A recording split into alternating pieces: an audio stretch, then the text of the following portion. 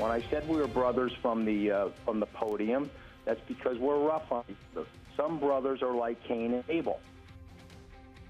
I guess we now know which one is Cain and which one is Abel. Our panel's here. Michael Caputo, let me start with you.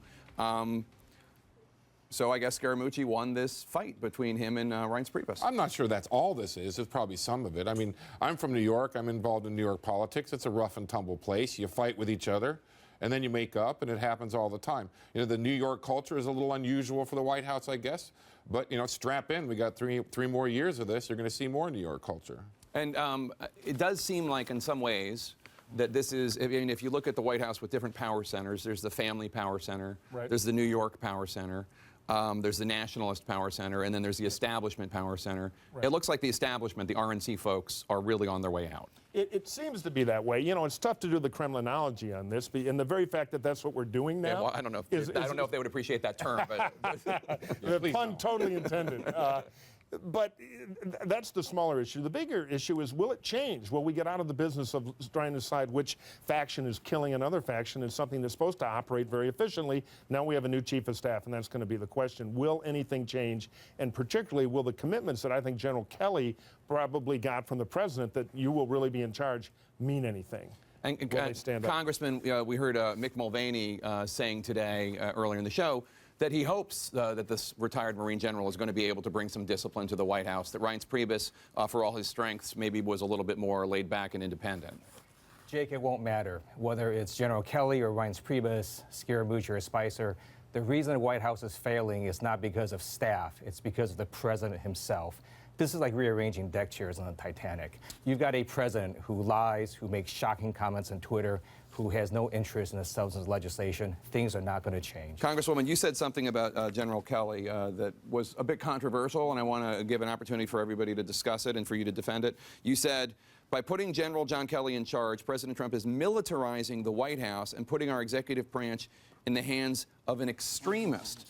First of all, there are those who say people who served in the military should be able to integrate back into society. But second of all, why is he, and perhaps most importantly, why do you think he's an extremist? Sure. Well, let me first say I come from a military family. My dad served in World War II in Korea, and so I respect and honor the military and recognize the sacrifices that all of our military men and women make, as well as General Kelly and his history and his sacrifices. What I'm talking about is his tenure as Homeland Security Secretary and the very extreme policies of promoting family dislocation, deportation of innocent men and women and children, breaking up families, promoting a Muslim ban, promoting a wall between the United States and Mexico. Those are extreme policies. And so this is very troublesome to me, to have this kind of power now centralized in the White House, because these are very serious matters and these are extreme policies. But believe you me, as it relates to his service in the military, again, coming from a military family, I recognize and honor the service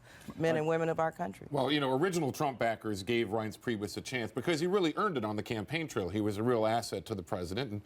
But, you know, we've had 6 months of this, and we're all very hopeful now, those of us who backed Trump from the very beginning, that General Kelly can do a better job of marshaling the White House, the cabinet members, and the president himself in selling like he did on the campaign trail. And General Kelly, you know, I'm a vet, and I can tell you that I believe that the Trump culture is going to respond very well to this.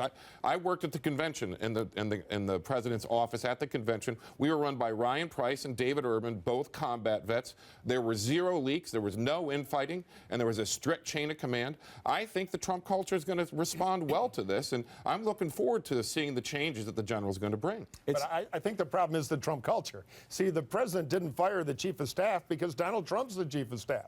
Reince hasn't had any power in there since about day 31. So the question is, can Kelly change Trump? Does Trump even want to be changed? If so, yeah, we could actually have a more effective White House. But the Keystone Cop culture that was created by one guy, he fuels it. He's got all these people with walk-in privileges. Everybody's favorite calling card in the White House is, I report directly to the president. That's poison in this kind of organization. So with all respect to the Congresswoman about militarization, we could use a little chain of command to try to make this place functional. But there's another culture problem. I served on active duty in the military, and there are certain values that were drilled into us, such as integrity, loyalty, accountability.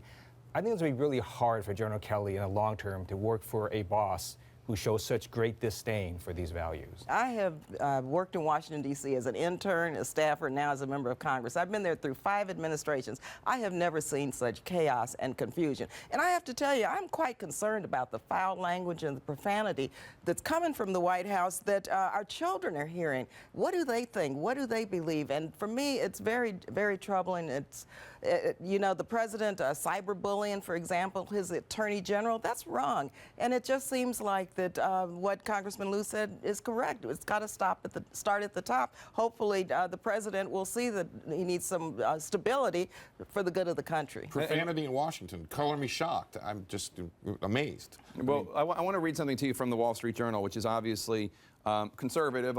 It's fair to also say that they haven't been the biggest supporters of President Trump. I don't think they think he's a conservative, for one. But they say in an op-ed called, or an editorial, a House editorial called Priebus Wasn't the Problem, this shuffling of the staff furniture won't matter unless Mr. Trump accepts that the White House problem isn't Mr. Priebus, it's him.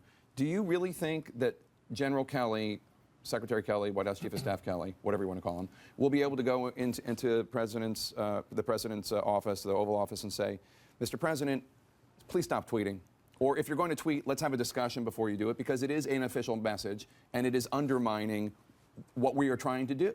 Well, I've known the president for quite a while now, several years, and I know that he responds very, very well to flag officers. It's a group of people that he's very respectful of. I think that if he and General Kelly sat down, he certainly had a conversation like Mike said, and I trust that the president is going to stand by whatever commitments he made to the general.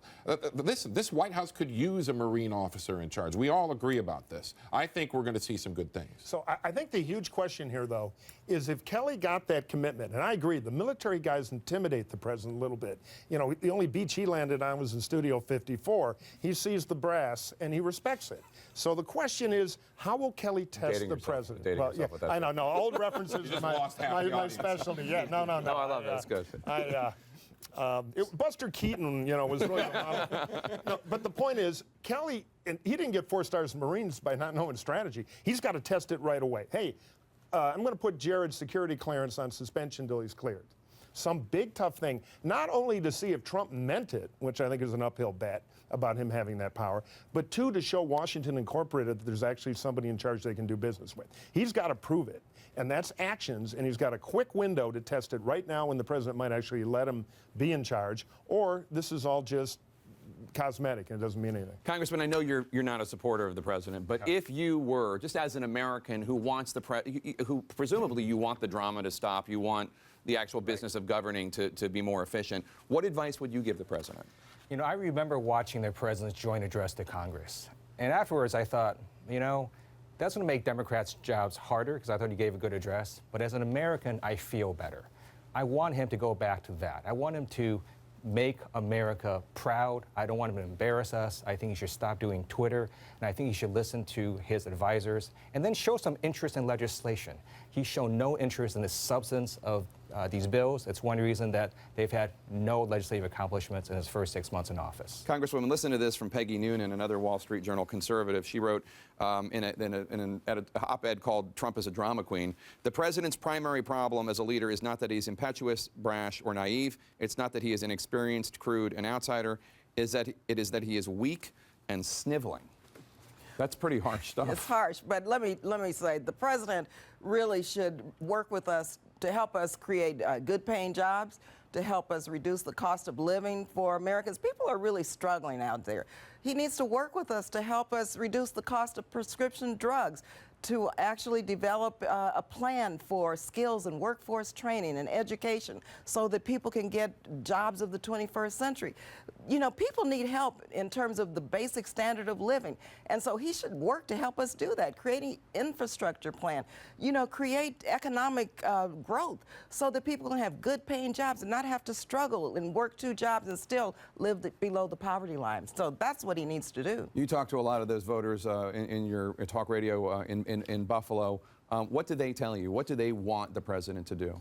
A lot of them we really wanted the repeal and replacement of Obamacare. We were promised this by all the Republicans in Congress, House, and Senate, and the president resonated that promise across the campaign trail. You know, this is the end of the month. I'm starting to get ready to write my check for the Obamacare, which I got off the exchange for our family of 4, and I noticed that I still have $8,000 left in my deductible account. $8,000, and we're at the halfway point. We pay over $1,200 a month. Republican supporters of Donald Trump wanted repeal and replace. And if the Republicans in the House and in the Senate think that they can just leave it in place now and leave it as status quo, they're going to pay at the ballot box. I think a lot of Trump supporters also want tax reform. I don't think we really wanted to wait very long for it. There's nothing wrong with this presidency or the Republican Congress that 3 to 4% annualized growth couldn't fix. All right. Thanks one and all for being here. Great panel. Really appreciate it.